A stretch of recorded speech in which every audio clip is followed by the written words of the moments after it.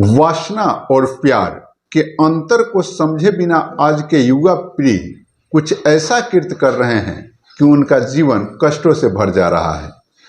आप महाभारत देखे होंगे। महाभारत में कर्ण एक स्वयंवर में जाते हैं और वहाँ उस लड़की के स्वयंवर में जाते हैं जो लड़की से वे प्रेम करते रहते थे और वो लड़की भी उनसे प्रेम करते रहती थी। लेकिन जब उस परिदृश्य को, उस सिस्टम को वो देखते हैं तो उन्हें महसूस होता है कि ये लड़की के अंदर हमारे प्रति प्रेम नहीं है। और उसी सभा में उस लड़की, वह रानी के पुत्री का जो दासी होती है, उस दासी के आंखों में यह प्रेम देखते हैं और वह सभा में कहते हैं कि मैं वासना और प्रेम का अंतर समझ गया हूँ।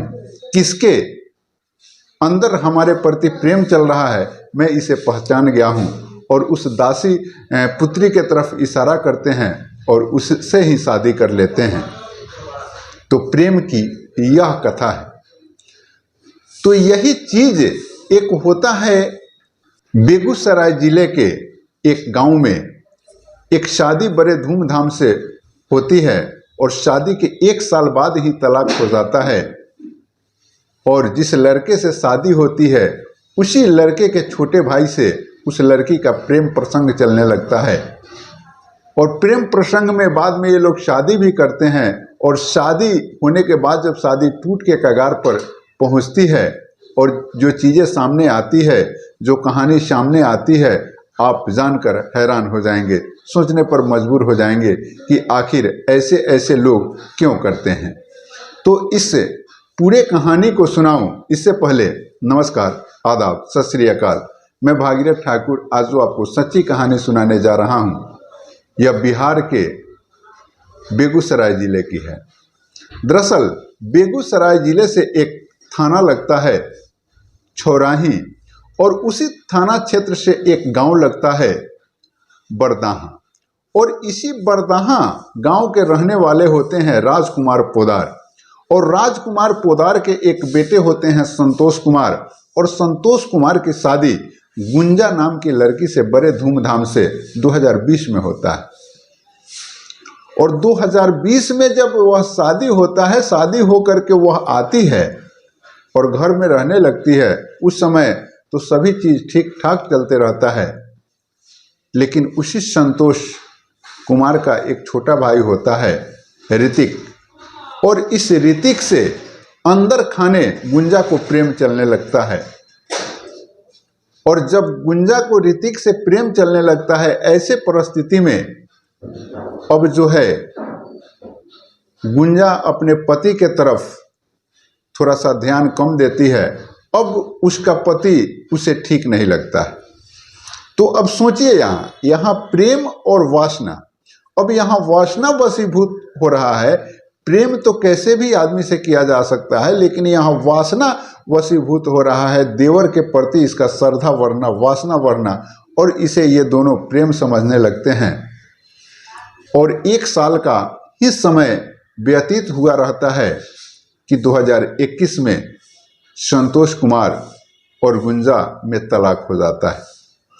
जब तलाक हो जाती है और फिर यह प्रेम चलते रहता है ऋतिक से, तो 2022 में ऋतिक और गुंजा शादी कर लेते हैं।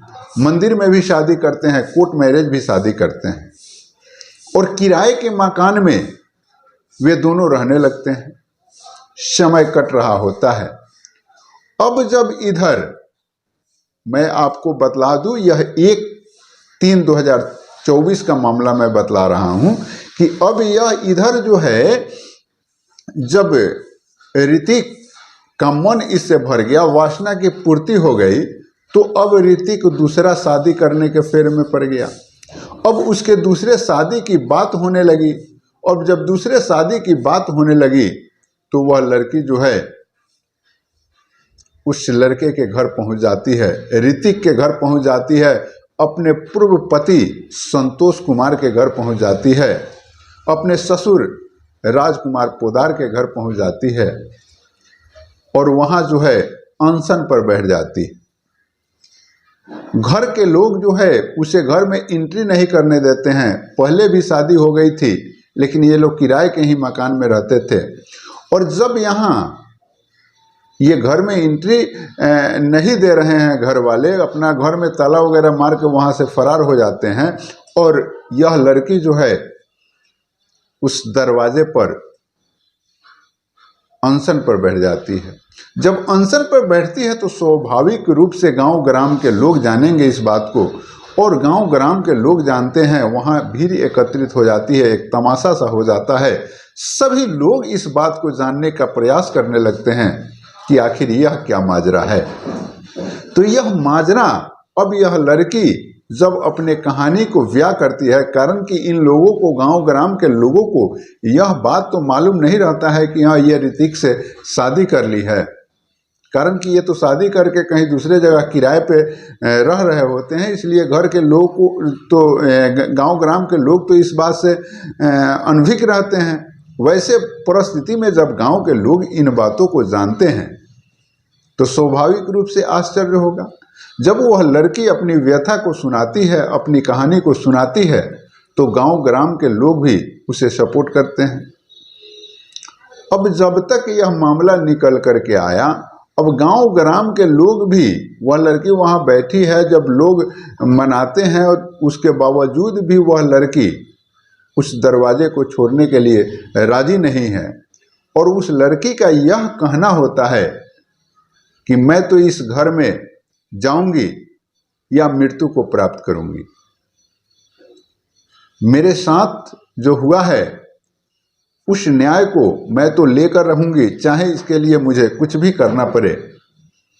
और उसी में जो है, जब यह मामला बढ़ता है, यह मामला चर्चा में पत्रकारों के द्वारा थाना प्रभारी महोदय से भी जब बात की जाती है, तो वो कहते हैं कि अभी इस मामले पर किसी भी प्रकार की पिटीशन हमें प्राप्त नहीं हुई है। अगर जैसे ही कोई आवेदन हमें मिलेगा तो हम इस पर कार्रवाई करेंगे और उस लड़की को न्याय मिलना चाहिए।